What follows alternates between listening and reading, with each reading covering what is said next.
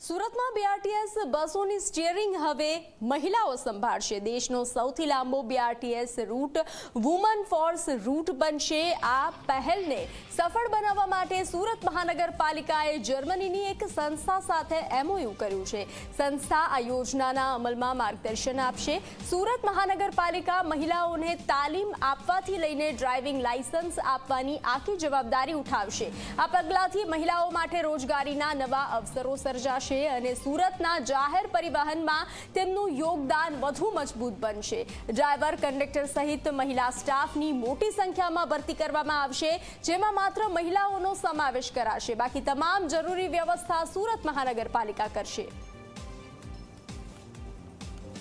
ભવિષ્યમાં BRTS corridor ઉપર women man power પણ કામ કરી શકે, વિમેન ડ્રાઈવર્સ અને વિમેન કંડક્ટર્સ।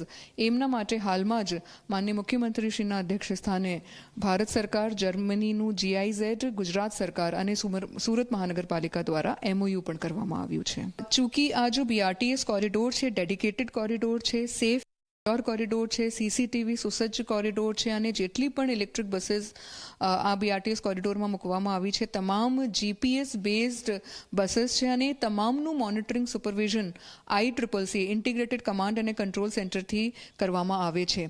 એટલે એ ખૂબ સેફ, સિક્યોર એન્વાયરમેન્ટમાં વિમેન વર્ક ફોર્સ કામ કરી શકે, આ હેતુથી આ જો ઇનિશિયેટિવ છે લેવામાં આવ્યું છે।